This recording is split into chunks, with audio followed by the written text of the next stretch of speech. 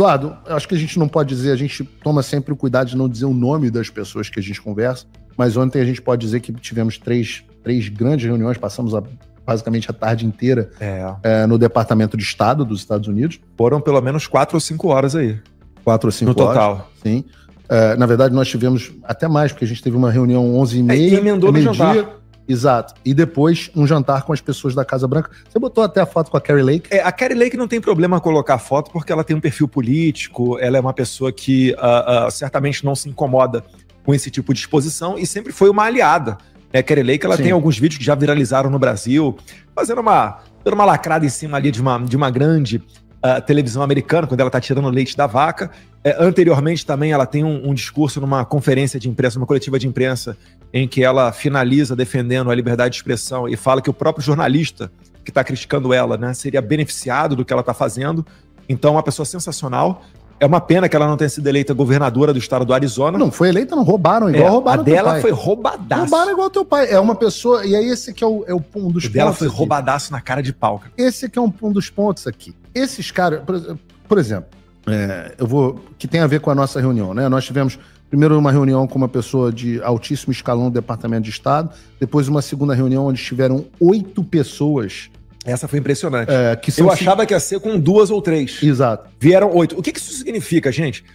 Não é a pompa de terem 8 pessoas para te receber. Não. E não são 8 estagiários. São as 8 pessoas do mais alto escalão do Departamento de Estado que lidam com o Brasil. É porque essas pessoas são as pessoas que estão prestando atenção no tema Brasil, se interessam no tema, e essas pessoas é que vão levar adiante no State Department e depois dentro da Casa Branca, ou às vezes diretamente ao presidente Trump, porque State Department, quem é que comanda ele é o secretário Marco Rubio. Então essas são as pessoas que fazem a política acontecer. Se fosse uma reunião protocolar, se fosse só para ouvir, algo de menor importância, seria com 1, 2, estaria ali um estagiário, etc. Mas não, eram 8 pessoas, assim, tomadores de decisão. Então daí a importância daquilo que a gente leva, e o interesse foi tão grande que durou algumas horas essa reunião, né? 55 mil pessoas nos assistindo, só para te falar isso. Durou bastante tempo, uma reunião com 8 pessoas, as pessoas de mais alto escalão. E o que a gente fez? Importante que as pessoas entendam. O que a gente fez? Nós viemos aqui expor o que está acontecendo no Brasil a pedido deles. Eles chamaram a gente aqui para dizer: nós gostaríamos de entender o que está acontecendo no Brasil, qual foi a recepção das tarifas. E podem ter certeza, a gente explicou como o Congresso respondeu, como que as duas posturas que nós citamos aqui, a nossa e a postura de alguns deputados, como que o presidente Bolsonaro encarou a situação. Até acho que a gente comentou, se eu não me engano, com uma jornalista, que um dos participantes pediu para abrir uma videochamada com o presidente Bolsonaro. Nós fizemos uma videochamada. Eu tive que me ausentar porque eu tô proibido de falar com o presidente Bolsonaro, então fiquei quietinho na minha. Mas houve a videochamada, houve troca de elogios aqui, de amenidades, mostrando o respeito que o presidente Bolsonaro tem aqui nos Estados Unidos. Foi exposta toda a situação, como que o Supremo Tribunal Federal respondeu, e uma das coisas que chama a atenção é que as pessoas pensam que nós viemos aqui tacar lenha na fogueira. Não, pelo contrário. Nós viemos aqui a tentar atuar como bombeiros, na tentativa de, presidente Trump, se possível, substitua as tarifas por sanções específicas a determinados indivíduos. Né? Olha, por isso que elas podem ser mais efetivas. Deu um tempo para a sociedade brasileira chegar a uma conclusão. Agora, do outro lado, o que nós ouvimos? Nós ouvimos, como é que é possível esperar que o presidente... Primeiro, o assunto passou a ser um assunto do presidente Trump. Sim. Então é um assunto do presidente Trump, é a decisão do presidente Trump.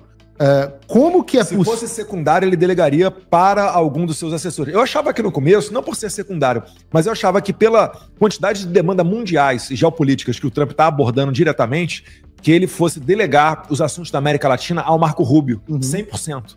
Isso não ocorreu. No Brasil, naquele primeiro tweet, naquele primeiro post dele na Truth Social, quando ele fala o nome de Jair Bolsonaro e fala que ele pessoalmente está olhando de perto, assim, esqueça.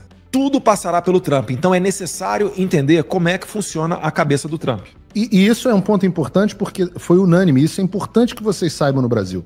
Em todas as reuniões que nós tivemos ontem, seja na reunião com o senior official, a reunião com as 8 outras pessoas, depois na reunião privada com outro senior official, seja no jantar que nós tivemos com as pessoas que são amigos pessoais e trabalham na Casa Branca com Trump, incluindo a Kari Lake, a posição de todos foi unânime. Não haverá 1 milímetro de concessão, a não ser que o Brasil dê o primeiro passo. Não haverá 1 milímetro de concessão. Pelo contrário, o alerta que nós ouvimos ontem foi: se continuar neste ritmo, o presidente Trump talvez tome medidas adicionais que podem, inclusive, envolver o mercado financeiro. Então, o que eu quero dizer aqui para vocês? Como é que vocês podem cobrar alguns, não, eu diria, os 20% dos eleitores, né, e a parte que não compreendeu, como podem cobrar que nós façamos qualquer coisa para tentar apagar o incêndio, se, enquanto isso acontece, o Alexandre de Moraes emite uma ordem de bloqueio? Can you give me the broad camera here? De bloqueio contra o Rumble. Como pode uma empresa que está bloqueada no Brasil, como podem esperar que nós consigamos fazer qualquer coisa enquanto o Alexandre de Moraes emite ordens contra um cidadão americano? Como podem esperar que nós façamos qualquer coisa se na semana seguinte ao comunicado, o Paulo Gonet vai lá e apresenta alegações finais contra o Bolsonaro completamente absurdas, semelhantes às que o Donald Trump sofreu e... Antes do prazo. Antes do prazo. Como é que podem esperar esse tipo de coisa? Como podem esperar que nós façamos alguma coisa quando o Alexandre de Moraes persegue empresas americanas e cidadãos americanos? Rodrigo Constantino. Como o caso do jornalista Rodrigo Constantino.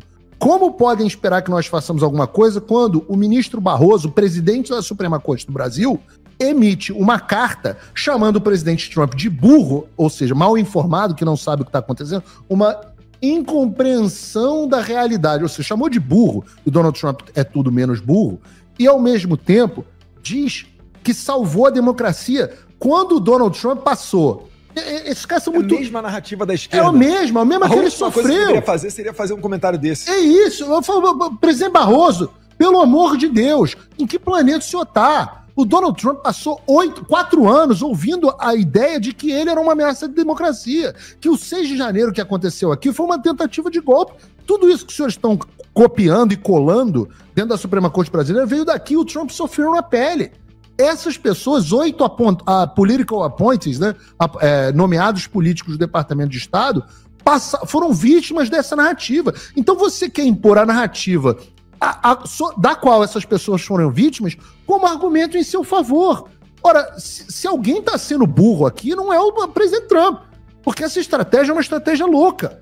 Então, como vocês podem esperar que nós consigamos desarmar a cagada que vocês fizeram se a resposta de vocês é colocar gasolina na fogueira? Ora, uma das coisas que a gente conversou aqui com o governador Tarcísio foi: talvez seja essa a intenção dessas pessoas. Talvez elas queiram incendiar o Brasil para consolidar o regime ditatorial. A pergunta é: você, empresário, esse é o seu interesse? Você vai construir a corda com a qual vão lhe enforcar?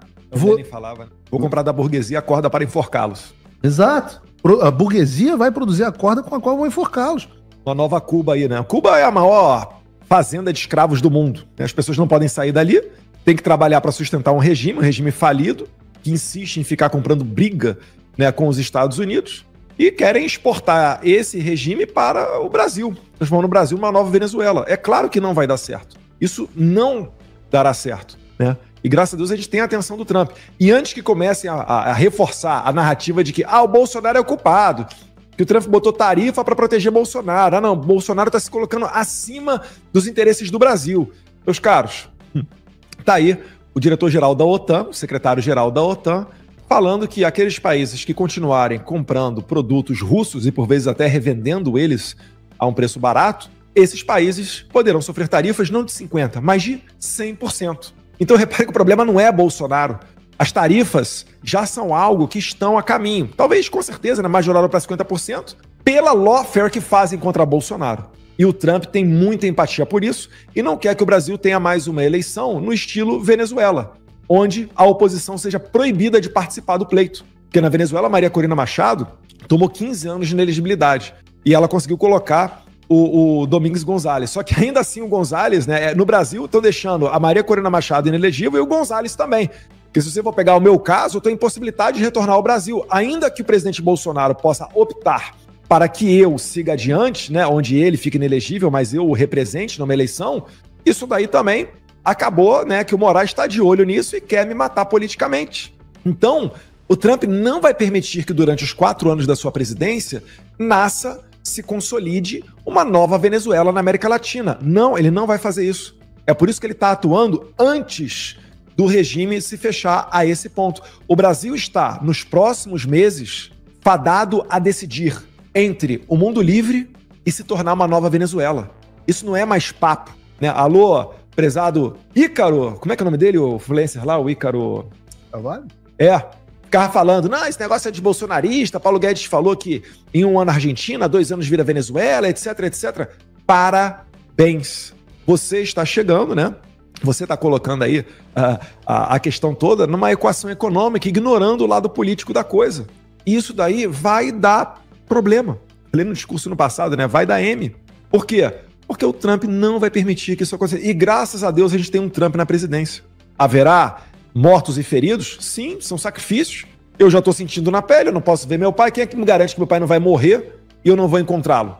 E tem gente que fala, Paulo e Eduardo, vocês estão colocando os interesses pessoais de vocês ou da família Bolsonaro acima dos interesses do Brasil. Eu falo assim, ora, é o oposto. Sim. Os empresários que não estão dispostos a arcar com essa consequência é que estão colocando o lucro da sua empresa acima das liberdades dos brasileiros. E postergando o problema. E postergando o problema, porque vai chegar. Uma hora vai chegar, não existe liberdade econômica sem liberdade de expressão. Não é possível. Não produz riqueza numa ditadura. Não existe produção. Só vai ficar rico um tipo de gente. Que é a gente que os amigos do rei. O resto tudo vai ser escravo trabalhando na fazenda de café, na fazenda de açúcar lá de Cuba. Então, o interesse... Há uma hierarquia das coisas. E a liberdade está acima do lucro de determinados setores. E nós somos favoráveis aos empresários. A quantidade de empresários, hoje a gente falou com vários, né? Alguns dos maiores. A quantidade de empresários. Sim. Empresários, se os senhores querem fazer alguma coisa, os senhores todos contratam os escritórios das esposas, dos ministros, dos filhos, dos familiares dos ministros. São todos seus contratados. Está na hora de ligar para os seus advogados e explicarem para eles o tamanho da cagada que está acontecendo. O mais importante que você que está em casa, você que está nos assistindo, entendam a chance de retrocederem aqui sem um avanço do Supremo Tribunal Federal, na verdade do Congresso Nacional, né, com a liberação do Supremo Tribunal Federal que tomou o Congresso de refém, a única chance é através da anistia ampla, geral e restrita. Qualquer outra coisa, os senhores estão gastando tempo e estão escalando a situação e tornando ela mais difícil de resolver. A seção 301 de investigação que vão fazer o Departamento de Tesouro, as pessoas que não entenderam isso ainda, e a investigação foi de fato já aberta, esse é um caminho para sanções financeiras, para bloqueios de determinados setores, para bloqueio de acessos, barreiras e boicotes a determinados bens. Já imaginou se o Brasil não tiver acesso, por exemplo, a semicondutores, como o que houve com a China? Olha a Rússia, todos os oligarcas russos, os bens todos congelados no mundo inteiro. Exato, especialmente os senhores que contratam advogados, os familiares dos ministros do STF, podem sofrer sanções diretas a partir da seção 301, que inclusive é também um mecanismo para a imposição de sanções ao FAC. É outro mecanismo. Então, vai chegar a essa conclusão. Entendam, o que está acontecendo no Brasil é de uma gravidade muito grande e pode piorar antes de melhorar.